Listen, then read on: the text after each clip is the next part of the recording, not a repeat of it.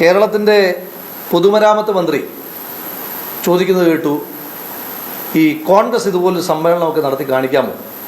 നടത്താതിരിക്കുന്നതാണ് നല്ലത്. നടത്തിയാൽ ഞങ്ങൾ ഭരിക്കുന്നതുകൊണ്ട് പറയുകയാണ് ക്രമസമാധാന നില പരിങ്ങലിലാണ്. അതിനകത്ത് രണ്ടാമത്തെ ഭാഗത്ത് നിന്ന് തുടങ്ങിക്കഴിഞ്ഞാൽ ശ്രീ പിണറായി വിജയൻ കേരളത്തിൻ്റെ മുഖ്യമന്ത്രിയായിരിക്കുന്ന കാലത്ത് ഒരു ക്രമസമാധാന പ്രശ്നം ഉണ്ടായിക്കഴിഞ്ഞാൽ അതിനെ പരിഹരിക്കാൻ പറ്റാത്ത സർക്കാരാണ് എന്ന് ശ്രീ മുഹമ്മദ് റിയാസ് തന്നെ സമ്മതിക്കുന്നതിനകത്ത് സന്തോഷമൊക്കെ ഉണ്ട്.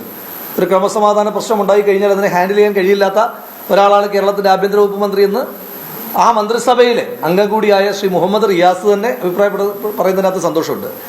ശ്രീ മുഹമ്മദ് റിയാസ് മനസ്സിലാക്കേണ്ടത്, ഞങ്ങൾ ഈ സമ്മേളനം നടത്തി ഞങ്ങൾ ആളുകളെ മാറ്റുന്നു. ഒരു 2-3 കൊല്ലം മുമ്പാണ് കോൺഗ്രസ് അവസാനമായിട്ട് കോൺഗ്രസും അധ്യക്ഷനെ തെരഞ്ഞെടുക്കുന്നത്. അദ്ദേഹത്തിൻ്റെ അറിവില്ലായ്മ കൊണ്ടാണ്. കോൺഗ്രസിന്റെ ദേശീയ അധ്യക്ഷനെ തെരഞ്ഞെടുക്കുന്നത് താഴെ തട്ടിൽ നിന്ന് വോട്ടവകാശമുള്ള ആളുകൾ വോട്ട് ചെയ്ത് KPCC മെമ്പർമാർ ഉണ്ടാക്കി. ആ KPCC മെമ്പർമാർ PCC മെമ്പർമാർ വോട്ട് ചെയ്തിട്ടാണ് AICC അധ്യക്ഷനെ തെരഞ്ഞെടുക്കുന്നത്. അങ്ങനെ AICC അധ്യക്ഷനായിട്ട് വന്നിരിക്കുന്നയാളാണ് ശ്രീ മല്ലികാർജ്ജുന ഖാർഗെ. അതിൻ്റെ ഒരു പശ്ചാത്തലത്തിൽ ഒരു പോയിന്റ് കൂടെ അടിയാൻ ആഗ്രഹിക്കുന്നു. കോൺഗ്രസിന് ഇത്രയും നാളത്തെ ചരിത്രത്തിൽ നിരവധി ഇന്ത്യയിലെ എല്ലാ വിഭാഗത്തിൽപ്പെട്ട മനുഷ്യന്മാരുടെയും പ്രതിനിധികൾ കോൺഗ്രസിന്റെ അധ്യക്ഷന്മാരായിട്ടുണ്ട്.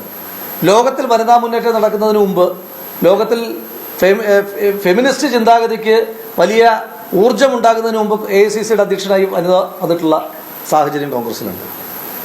മാത്രമല്ല, AICCയുടെ ഏറ്റവും ദീർഘകാലത്ത് ശ്രീ മഹാത്മാഗാന്ധിയും ശ്രീ ജവഹർലാൽ നെഹ്റുവും അടക്കമുള്ള ആളുകൾ നേതൃത്വം കൊടുത്തൊരു പ്രസ്ഥാനത്തിൽ ഏറ്റവും അധികം കാലം അധ്യക്ഷയായിരുന്നതൊരു വനിതയാണ്.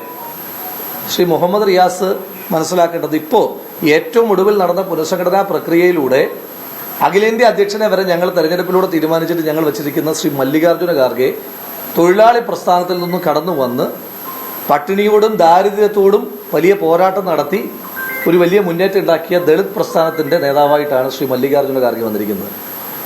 കേരളത്തിൽ പട്ടികജാതി വകുപ്പ് കൈകാര്യം ചെയ്യുവാൻ പോലും, പേരിന് പോലും പട്ടികജാതി വിഭാഗത്തിൽപ്പെടുന്ന ഒരു മന്ത്രി ഇല്ലാത്ത സാഹചര്യം കേരളത്തിൽ ഇപ്പോഴുണ്ട്. ഞാൻ ശ്രീ മുഹമ്മദ് റിയാസിനെ വെല്ലുവിളിക്കുന്നു, നിങ്ങളുടെ അഖിലേന്ത്യാ സെക്രട്ടറി ആയിട്ടോ സംസ്ഥാന സെക്രട്ടറി ആയിട്ടോ ഒരു പട്ടികജാതി വിഭാഗത്തിൽപ്പെട്ട ഒരാളെ കൊണ്ടുവരാനുള്ള ആർജവമൊക്കെ കാണിച്ചിട്ട് ഞങ്ങളെല്ലാം പൂർണ്ണമായി ഭംഗിയായി നടത്തുന്നു എന്ന് അവകാശപ്പെട്ട് കഴിഞ്ഞാൽ കുറച്ചും കൂടെ ഭംഗിയുണ്ടാകും. ഇതുവരെ ഒരു വനിത ഉണ്ടായിട്ടുണ്ടോ? അഖിലേന്ത്യാ സെക്രട്ടറി ആയിട്ട്, സംസ്ഥാന സെക്രട്ടറി ആയിട്ട് ഒരു വനിത ഉണ്ടായിട്ടുണ്ടോ? പോളിറ്റ് ബ്യൂറോയിൽ ആദ്യമായി ഒരു വനിത വന്നത് ഈ അടുത്തിടയ്ക്കാണ്. അതിന് വൃന്ദാക്കാരായിട്ട് വരേണ്ടി വന്നു, അല്ലേ? ഈ ഇന്ത്യയിൽ പല ക്ഷേത്രങ്ങളിലും പല ആരാധനാലയങ്ങളിലും ദളിതന്റെ പ്രവേശനമില്ലായിരുന്നു. പിന്നീട് വലിയ നവോത്ഥാന പ്രസ്ഥാനം ഉണ്ടായിട്ട് എല്ലാ ആരാധനാലയങ്ങളിലേക്കും ഇപ്പോൾ ദളിതൻ കയറിക്കൊണ്ടിരിക്കുന്ന, പട്ടികജാതിക്കാരൻ കയറിക്കൊണ്ടിരിക്കുന്ന കാലഘട്ടമാണ്.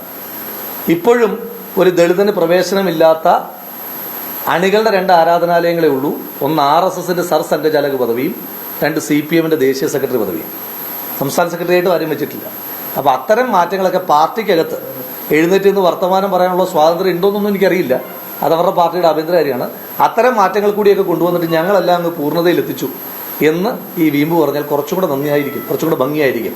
അതല്ല എങ്കിൽ ജില്ലാ സമ്മേളനമൊക്കെ ഉണ്ടതിന്റെ കൗതുകത്തിലാണ് ഇതൊക്കെ പറയുന്നതെങ്കിൽ കോൺഗ്രസിന്റെ സമ്മേളനങ്ങളെ പറ്റിയൊക്കെ ചരിത്രത്തെ പറ്റിയൊക്കെ അദ്ദേഹത്തിന് വലിയ ബോധ്യമൊന്നും ഇല്ലാത്തതുകൊണ്ടാണ്, ചരിത്രബോധമില്ലാത്തതിന്റെ പേരിലും വർത്തമാനകാലത്ത് നടന്ന രാഷ്ട്രീയ സംഭവ വികാസങ്ങളെ പറ്റി ധാരണ ഇല്ലാത്തതിന്റെ പേരിലുമാണ് അദ്ദേഹത്തിന് അങ്ങനെ പറയേണ്ടി വന്നതെന്നാണ് ഞാൻ വിചാരിക്കുന്നത്.